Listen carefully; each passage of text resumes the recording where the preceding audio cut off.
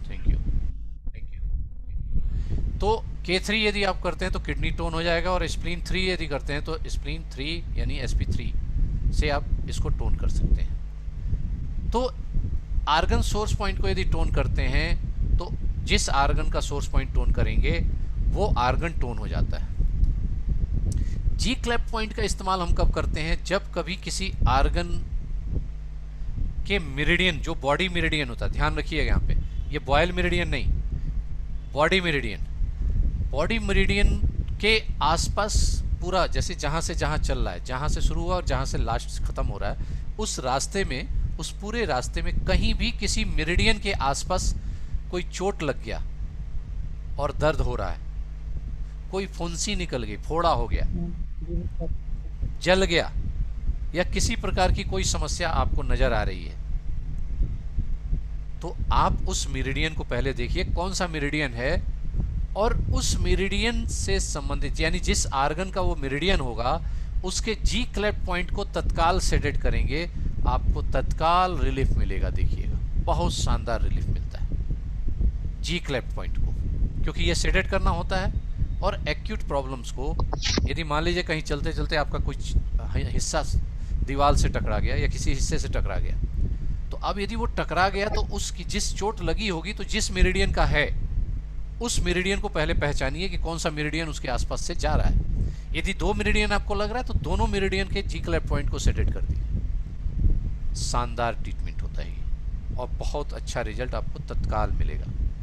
तो ये कुछ टेक्निक्स है जिन टेक्निक्स को याद करना होगा, क्लिप है, और इन क्लिप के माध्यम से आप जब देखेंगे तो आर्गन सोर्स पॉइंट का इस्तेमाल और जी क्लेफ्ट पॉइंट का इस्तेमाल आप लोग इसको बहुत अच्छे से कर सकते हैं। इसके पहले सू पॉइंट्स का इस्तेमाल था, सू पॉइंट्स का भी इस्तेमाल हम आपको बताएंगे। और इसके बाद हम चलते हैं टाइमिंग।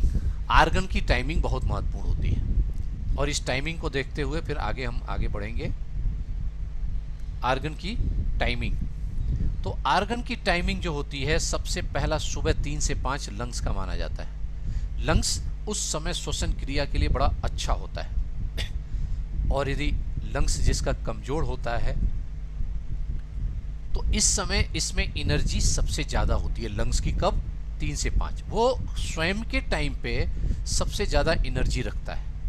तो आप देखिए, सुबह यदि घूमने को कहा जाता है, ब्रह्म मुहूर्त में घूमा जाता है, तो लंग्स मजबूत होता है, श्वसन क्रिया मजबूत होती है। श्वसन क्रिया हमारा लंग्स जिम्मेदार होता है, तो लंग्स मजबूत होगा तो 24 घंटे के लिए आपका श्वसन क्रिया मजबूत हो जाएगी। लेकिन यदि कहीं लंग्स की किसी को समस्या है, अस्थमा वालों को अक्सर सुबह के 3 से 5 और दोपहर के 3 से 5 के बीच में अस्थमा का अटैक आता है। ये भी देख लीजिएगा, अस्थमेटिक अटैक जो होता है, उस अटैक का टाइम सुबह 3 से 5 होता है या शाम को 3 से 5 होता है। ये कितना अच्छा डायग्नोसिस आपको मिलेगा यहाँ पे, क्यों? क्योंकि इसकी टाइमिंग है। और ये चीज़ जो क्रोनोमेडिसिन आज के डेट में आधुनिक चिकित्सा पद्धति में क्रोनोमेडिसिन के नाम से जाना जाता है, ये हजारों साल पहले हमारे आयुर्वेद ने सिद्धांत दे दिया है। लार्ज इंटेस्टाइन, इसके बाद 5 से 7 लार्ज इंटेस्टाइन का, यानी कि बड़ी आंत को साफ करने का टाइम है, ये फ्रेश होने का टाइम। लेकिन यहाँ एक चीज़ और हम जोड़ देंगे, इस टाइम में ये 7 वाला टाइम तब तक है जब तक सूर्य का उदय ना हुआ हो। जाड़े में तो ये चल जाएगा, लेकिन गर्मी में क्योंकि सूर्योदय पहले हो जाता है तो सिर्फ 1 घंटा टाइम मिलता है। सूर्योदय होने के बाद आप एलआई को साफ नहीं कर पाएंगे, पूरी तरह से सफाई नहीं हो पाएगी, लेकिन कोशिश करनी चाहिए। फ्रेश होने का आइडियल टाइम क्या है? 5 से 7 सुबह या शाम को 5 से 7। फिर इसके बाद टाइम आता है स्टमक का। देखिए, स्टमक में ट्रांसफर हो रहा है एनर्जी यहाँ से यहाँ, 7 से 9, अर्थात पेट को भरने का, जो पेट खाली था रात से, इसको भरने का टाइम, स्टमक का अपने कार्य करने का टाइम जो होता है 7 से 9। इस समय एनर्जी ज़्यादा अच्छी होगी, अर्थात 7 से 9 में हमें बिस्किट, चाय, नमकीन का ब्रेकफास्ट नहीं करना है, यहाँ हमें भरपूर भोजन लेना रहता है। इसीलिए हम लोग बताते हैं कि सुबह का समय नाश्ते का नहीं है, पेट भरने का है, पौष्टिक आहार लेने का है। तो या तो फलों से, जूस से भरिए, पूरी चीज़ लेकर कर सकते हैं, अन्यथा भोजन से, रोटी, सब्जी, दाल वगैरह ये सब लेकर के। इसके बाद समय आता है स्प्लीन का, जो कि डाइजेस्टिव सिस्टम का महत्वपूर्ण पार्ट होता है, और ये जो भोजन हमने लिया है उसको पचाने की क्रिया यहाँ से शुरू होती है, और स्प्लीन उसको पचाने की व्यवस्था में लग जाती है, और पचाने के लिए जो ब्लड की ज़रूरत होती है उसको ओवरसिंग यानी कि ये कंट्रावेट नहीं होने देती है और उसको उपलब्ध कराती है। हमारे डाइजेस्टिव सिस्टम को स्प्लीन ब्लड को उपलब्ध करा के उसको डाइजेशन की प्रक्रिया को शुरू करते हैं। और फिर समय आता है 11 से 1, यहाँ उस डाइजेशन प्रक्रिया में गर्मी को प्रदान करने का काम, पंपिंग का काम, सर्कुलेशन को प्रॉपर रूप से, जैसे हमारा स्टमक में आया, स्टमक से वहाँ डाइजेस्ट होना शुरू हुआ, फिर वहाँ से सर्कुलेट होकर नीचे उतरेगा ना, और फिर छोटी आंत में जाएगा, छोटी आंत से आगे बढ़ेगा, तो सर्कुलेशन का काम वहाँ से शुरू हो जाता है। तो पहला तो स्प्लीन ने सिस्टम दिया कि वहाँ पूरा का पूरा पौष्टिकता पहुँचा दिया, जिससे वो डाइजेस्ट होना शुरू हो जाए। ऊपर से उस पौष्टिकता को पहुँचाने में 11 से 1 में क्या करता है, हार्ट सर्कुलेट करना शुरू कर देता है, गर्मी तापमान देता है, और स्मॉल इंटेस्टाइन फिर उसको अपना काम करना शुरू करती है। कब? 1 से 3। यहाँ एक चीज़ बता दूँ, ज़्यादातर हार्ट अटैक दिन में 11 से 1 आते हैं, या रात के 11 से 1 के बीच में। यदि 100 हार्ट अटैक हैं तो उसमें लगभग 80% हार्ट अटैक जो होते हैं इसी टाइम में होते हैं, या तो सुबह के 11 से 1 या रात के 11 से 1। Paralysis attack due to heart high BP, वो भी आपको देखिएगा सवेरे 10 बजे से लेकर के 12 बजे 1 बजे के बीच में आता है, या रात में अटैक आता है। कभी कभी इस लंग्स के टाइम पे भी आता है 3 to 5। तो ये स्मॉल इंटेस्टाइन क्योंकि डाइजेशन का काम करती है तो 1 से 3 हो जाता है। उसके बाद किडनी का टाइम आता है, सॉरी यूरिन ब्लैडर का टाइम 3 से 5। अब इस भोजन करने के बाद जो रस निकले रहते हैं, तो आप देखिएगा 3 से 5 के बीच में आपको निश्चित दिन में 3 से 5 और सुबह 3 से 5 यूरिन पास की स्थिति बनती है। जो रात में एक बार उठता है ना, उसको ध्यान दीजिएगा, कोशिश, यदि नॉर्मली तरीके से जो बिना किसी डिजीज के यूरिन के लिए उठता है, तो सुबह 3 बजे के बाद ही उसको यूरिन महसूस होता है, और दिन में भी 3 के 5 के बीच महसूस होता है। तो ये बड़ा आइडियल टाइम है, क्योंकि इस समय ये इस ऑर्गन में एनर्जी ज़्यादा होती है। किडनी जो होता है वो 5 से 7 का टाइम होता है। ये किडनी इस समय कोल्डनेस प्रारंभ करता है, शरीर को कोल्ड की तरफ लेके जाता है, जी कोल्ड की तरफ ले जाता है। और किडनी मजबूती यानी रात भर को मजबूत प्रदान करने के लिए यहाँ किडनी आती है। फिर किडनी के बाद आता है पेरिकार्डियम 7 से 9, पेरिकार्डियम हार्ट को मजबूत करने के लिए यहाँ आता है। और ट्रिपल वार्मर 9 से 11 यानी कि रात में 9 से 11। फिर प्रोसेस होता है गाल ब्लैडर का टाइम जो कि 11 से 1, और लीवर का टाइम 1 से 3। तो अब यहाँ पे ध्यान देना हमको है कि गाल ब्लैडर और लीवर क्योंकि शांत प्राप्त करने के लिए टाइम होता है, इसीलिए कहा जाता है कि इस समय इनको छेड़ना नहीं है। तो 11 से 3 का समय उपयुक्त टाइम लेना है, गहरी नींद लेनी है, बिना बाधित नींद, अर्थात 11 बजे यदि पूर्ण नींद लेनी है तो 10 बजे आपको सोना पड़ेगा और 4 बजे उठना पड़ेगा। तो ये 10 से 4 आइडियल टाइम होता है सोने का। यदि इसमें से आप कुछ भी कंट्रावेट करते हैं, ओवर रूल करते हैं, तो उतना समय आपके नींद से कम हो जाती है और उसका असर आपके मेटाबॉलिज्म पे पड़ता है। और उसका असर मेटाबॉलिज्म पे पड़ेगा तो आज दिन की कक्षा में क्लास चल रहा था मेटाबॉलिज्म पे, कितना इंपॉर्टेंट रोल है मेटाबॉलिज्म का। चयापचय, आपके पूरे शरीर की क्रियाविधि संचालित होना ही क्रियाविधि वो चयापचय है, उसमें आपको इसको देख करके क्लियर कर सकते हैं। तो ये टाइमिंग है और इस टाइमिंग पे उस आर्गन से संबंधित कार्य यदि हम करें तो अच्छा रिजल्ट आपको मिलेगा। अब बात आती है 5 एलिमेंट्स की। तो 5 एलिमेंट्स को भी हमें समझना जरूरी है और उसके अनुसार देखना है, तो इस चीज़ों पे ध्यान देना होगा। थोड़ा सा एक छोटी सी चीज़ हम आपको और बता दें जिससे कि आप इसको क्लियर कर सकें।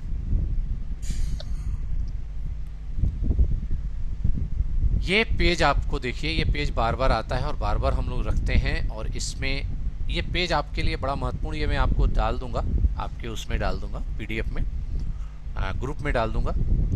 अभी तक इसलिए नहीं डाला था क्योंकि अभी यदि डाल देंगे तो कंफ्यूज हो जाएंगे, लेकिन यहाँ पे बहुत सुंदर रचना है और ये पेज हम लोगों ने बड़ा मुश्किल से खोजा था, और जब हम लोगों ने अपनी पीडीएफ और क्लास में शुरू किया तो आज के डेट में बहुत सारे लोग इस पेज को सहेज कर रखते हैं, संभाल करके रखते हैं। बहुत प्यारा कलर है। 5 एलिमेंट से संबंधित ये 5 तत्व का जो चार्ट पहले बताया गया था, अब इसको बड़ा करके सबका 5 एलिमेंट पॉइंट्स यहाँ लिखा हुआ है। जो अभी हमने अलग अलग दिखाया था ना, इसमें आपका खुद का लगा हुआ और उस आर्गन का जो कलर है उसके तत्व से संबंधित भी कलर उस बिंदु पे लिखा हुआ है। देखिए ध्यान से, जैसे 5 तत्व में आपकी किडनी और यूरिन ब्लैडर कोल्डनेस है, इसका क्या है, लाइट डार्क ब्लू है, तो देखिए ये डार्क ब्लू लिखा है। विंड का कलर ग्रीन है तो यहाँ ग्रीन है। हाँ, फायर का कलर आपका रेड है तो रेड है। ह्यूमिडिटी का कलर, अर्थ का कलर जो है येलो है तो यहाँ येलो है।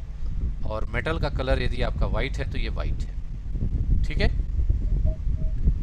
इसको यदि आप लोग की स्क्रीन पे आ रहा हो तो, नहीं हो तो स्क्रीन शॉट भी ले सकते हैं आप लोग, स्क्रीन शॉट लेकर के भी रख सकते हैं। वैसे मैं आपको उसमें डाल दूंगा, ग्रुप में डाल दूंगा इसको और इसको भेज दूंगा, मैं पहुंच जाएगा आपको। अब देखिए ये जो 5-5 बिंदु लिखे हुए हैं इन पे ध्यान रखिएगा, फोकस। ये सब अलग अलग जो लिखा हुआ है इसको छोड़ दीजिए। ये 5-5 बिंदु को पहले समझ लीजिए, इन बिंदुओं के बारे में अलग से हम बताएंगे। जैसे मान लीजिए किडनी का हम लेके चलते हैं, तो किडनी का K1 जो होता है यहाँ हरे कलर से लिखा हुआ है, इसका मतलब क्या है, किडनी का विंड पॉइंट है। K2 फायर रेड कलर से तो फायर पॉइंट है। K3 अर्थ पॉइंट है तो इसलिए येलो से लिखा हुआ है।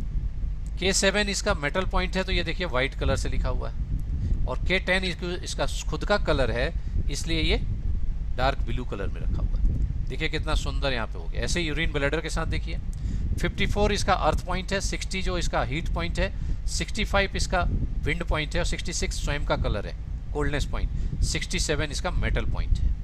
तो ये पॉइंट्स जो होंगे वो 5 तत्व के बारे में जो बताया था मैंने, इसीलिए दिया था। फिर यहाँ देख लीजिए ये लीवर 1 जो है इसका विंड पॉइंट है, लीवर 2 फायर पॉइंट, लीवर 3 अर्थ पॉइंट, मेटल पॉइंट लीवर 4 है और लीवर 8 इसका कोल्डनेस पॉइंट। तो इनका कलर, यदि कोल्डनेस है तो कोल्डनेस का कलर क्या है, ये दे दिया। फायर है तो फायर का कलर क्या है, ये दे दिया। अर्थ है तो अर्थ का कलर क्या है, ये हो गया। तो उस तत्व से जुड़ा जो बिंदु है उस तत्व का कलर भी यहाँ पे दिखाया गया है। तो कलर सिस्टम भी आप यहाँ से समझ सकते हैं। आज इसको गहरे से देखिएगा और एक एक चीज़ को पढ़ने की कोशिश करिएगा। गॉल ब्लैडर का जो 41 है इसका विंड पॉइंट है, 38 इसका हीट पॉइंट है, 34 अर्थ पॉइंट है, 44 मेटल पॉइंट है और 43 कोल्डनेस पॉइंट है। अब यहाँ हार्ट का लेते हैं। H3 जो होगा ये इसका कोल्डनेस पॉइंट हो गया, H8 इसका खुद का कलर हो गया, फायर पॉइंट, H7 जो होगा अर्थ पॉइंट हो गया, H4 मेटल पॉइंट और H9 इसका विंड पॉइंट हो गया। यहाँ देख लीजिए ये भी सबका 5-5 पॉइंट दिया हुआ है। SI का भी दिया हुआ है, SI1 SI2 3 5 8। फिर इसका भी ट्रिपल वार्मर का भी दिया हुआ है, पेरिकार्डियम का भी दिया हुआ है। यहाँ स्टमक का देख लीजिए, स्टमक 3 इसका खुद का कलर है यानी अर्थ पॉइंट है, सॉरी स्प्लीन 3। और SP2 जो है हीट पॉइंट है, SP1 विंड पॉइंट है, SP9 कोल्डनेस पॉइंट और SP5 मेटल पॉइंट। स्टमक में 41 हीट पॉइंट है, 43 विंड पॉइंट है, 44 कोल्डनेस पॉइंट, 45 मेटल और 36 इसका खुद का कलर मैंने चार्ट में आपको दिखाया था। तो जो खुद के कलर में है वो उसका आर्गन सोर्स पॉइंट है, मैंने बताया भी था organ source point. Metal point में देखिए Lu9 ये अर्थ पॉइंट हो गया, 10 जो है हमारा ये फायर पॉइंट है, 11 आपका विंड पॉइंट है, 5 कोल्डनेस पॉइंट, H जो है मेटल पॉइंट है। ऐसे इसको देखिए Li1 metal point, Li11 earth point, Li5 heat point, Li3 wind point, Li2 coldness point. इस तरह से ये जो दिखाया गया है ये चार्ट, आप इसको थोड़ा सा ध्यान से देख लीजिएगा और ध्यान से देखेंगे तो इसको अच्छे से समझ में आ जाएगा आपको। ठीक है, इसमें कहीं से कोई प्रॉब्लम नहीं होनी चाहिए।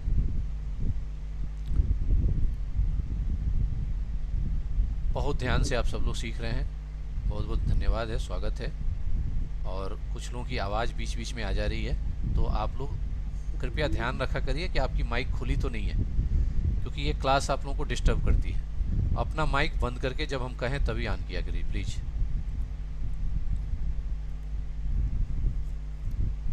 जब आप लोगों की तरह भी हरकत होती है ना तो वो आवाज़ सीधे कान में आती है, तो भंग हो जाती है हमारी तन्मात्रता।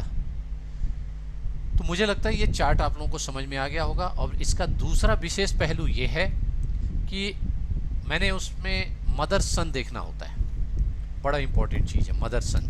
और इसको समझना भी बड़ा इंपॉर्टेंट है।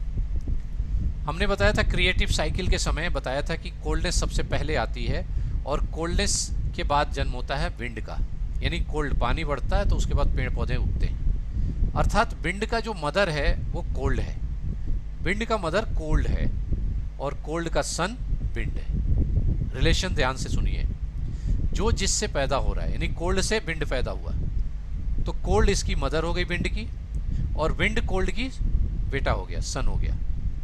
ये रिलेशन होता है मदर एंड सन का। विंड से पैदा होता है फायर, तो विंड मदर हो गई किसकी, फायर की, और फायर बेटा हो गया विंड का, क्योंकि इससे पैदा हुआ तो बेटा हो गया, क्योंकि इससे ये पैदा हुआ तो ये इसकी मदर हो गई। फायर से पैदा हुआ अर्थ, तो फायर का बेटा हो गया अर्थ, और अर्थ की मदर हो गई फायर। अर्थ से पैदा हुआ मेटल, तो मेटल इसका बेटा हो गया अर्थ का, और मेटल की मदर हो गई अर्थ। ऐसे मेटल से पैदा हुई कोल्ड, तो मेटल का बेटा कोल्ड हो गया और कोल्ड की मदर मेटल हो गई। इस प्रकार से मदर सन का रिलेशन आपस में चलता रहता है। जब कभी कोई कोल्ड यानी किडनी, यूरिन, ब्लैडर, किडनी की मदर कौन हो गई, लंग्स, और लंग्स की मदर स्प्लीन, स्प्लीन की मदर हार्ट, और हार्ट की मदर लीवर, और लीवर की मदर किडनी। ये रिलेशन क्लियर होना चाहिए। किडनी का बेटा क्या हो गया, लीवर, लीवर का बेटा हार्ट, हार्ट का बेटा स्प्लीन, स्प्लीन का बेटा लंग्स, और लंग्स का बेटा किडनी। ये चक्र के अंदर जो लिखा है ये इन ऑर्गन है सब नीचे देखिए, liver, kidney, lungs, spleen, heart, pericardium, ये क्या है चक्र के अंदर, चक्र के अंदर है तो ये इन ऑर्गन है, और इस चक्र के बाहर जो है वो यांग ऑर्गन है, ये यांग ऑर्गन। अब यहाँ यांग में भी मदर सन रिलेशन उसी तरह से बनेगा, अर्थात स्टमक का बेटा लेलाई, एलाई का बेटा यूरिन ब्लैडर, यूरिन ब्लैडर का बेटा गाल ब्लैडर, गाल ब्लैडर का बेटा एसआई ट्रिपल वार्मर, और एसआई का बेटा स्टमक। सेम प्रोसेस वैसे ही चलना है। तो ये होता मदर सन का रिलेशन। मैंने क्लास पढ़ाते समय बताया था कि लीवर 8 एक पॉइंट होता है। लीवर 8 यहाँ क्या है, लीवर का कोल्डनेस पॉइंट है। लीवर 8 को मात्र एक अकेले टोन कर देते हैं तो लीवर खुद टोन हो जाता है और साथ में किडनी को भी टोन कर देता है, किडनी को भी टोन कर देता है। क्यों? क्योंकि लीवर का कोल्डनेस पॉइंट है, और लीवर को कोल्डनेस कहाँ से मिलेगी, किडनी से। ठीक है, तो ये कोल्डनेस मदर, यानी कि लीवर का मदर पॉइंट्स भी इसको कहते हैं। लीवर 8 को लीवर का मदर पॉइंट्स भी कहते हैं, क्योंकि लीवर की मदर कौन है, कोल्डनेस, और कोल्डनेस पॉइंट क्या है, लीवर 8। तो इसका एक एक बिंदु से मदर पॉइंट्स को भी ढूंढ सकते हैं। पहले हम मदर पॉइंट्स को ढूंढते हैं, जैसे लीवर का मदर पॉइंट लीवर 8 हो गया। हार्ट का मदर पॉइंट क्या हो गया, हार्ट का बिंड पॉइंट कौन सा है, हार्ट H9। तो ये क्या हो गया, H9 जो हो गया हार्ट का मदर पॉइंट हो गया, H9 हार्ट का मदर पॉइंट हो गया। ऐसे पेरिकार्डियम का P9 मदर पॉइंट हो गया, मदर पॉइंट। यहाँ आएंगे तो स्प्लीन का मदर पॉइंट SP2, SP2 जो है वो स्प्लीन मदर पॉइंट है ये, क्योंकि इसके एनर्जी का पॉइंट ये होता है। तो स्प्लीन का मदर पॉइंट SP2, और लंग्स का मदर पॉइंट LU9, ये LU9 इसके तत्व से जुड़ा हुआ है, इस ऊर्जा से जुड़ा हुआ है LU9, यानी लंग्स का मदर पॉइंट LU9 हो गया, और किडनी का मदर पॉइंट K7 हो गया, मदर पॉइंट K7 हो गया। इस प्रकार से सबका मदर पॉइंट मिल गया। अब सन पॉइंट ढूंढते हैं। किडनी का सन पॉइंट, लीवर का किडनी का सन पॉइंट कौन सा होगा, K1, ये K1 किडनी का सन पॉइंट होता है। लीवर का सन पॉइंट कौन सा होगा, लीवर 2, क्योंकि ये गर्मी से जुड़ा पॉइंट है। इसका सन ये है, इसकी एनर्जी क्या है, गर्मी, तो ये गर्मी वाला पॉइंट लीवर 2 जो होगा ये सन पॉइंट होगा लीवर का। हार्ट का सन पॉइंट H7 होगा, H7 अर्थ पॉइंट है इसलिए ये हार्ट का होगा। पेरिकार्डियम का P7 होगा। ऐसे ही स्प्लीन का सन पॉइंट क्या होगा, SP5, SP5 जो होगा स्प्लीन का सन पॉइंट होगा, बेटे वाली एनर्जी। और लंग्स का सन पॉइंट क्या होगा? LU5, LU5। और किडनी का तो मैंने आपको बताया ही।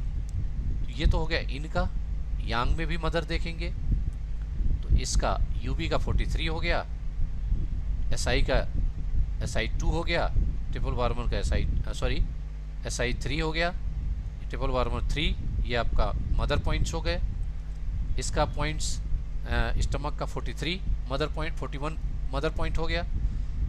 लंग्स का LI का LI11 मदर पॉइंट हो गया। किडनी यूरिन ब्लैडर का मदर पॉइंट कौन सा होगा? 67। सन पॉइंट देखेंगे तो इसका सन पॉइंट कौन सा होगा? गाल ब्लैडर का 38। इसका सन पॉइंट क्या होगा? 8, SI8। इसका सन पॉइंट जो होगा 45। और इसका सन पॉइंट जो होगा LI2। और इसका सन पॉइंट जो होगा 65। मैंने बहुत क्लियर कट एक एक बिंदु आपको समझा दिया है, मदर पॉइंट और सन पॉइंट। ठीक है, ये हमें बहुत क्लियर कट हो जानी चाहिए, मदर पॉइंट और सन पॉइंट।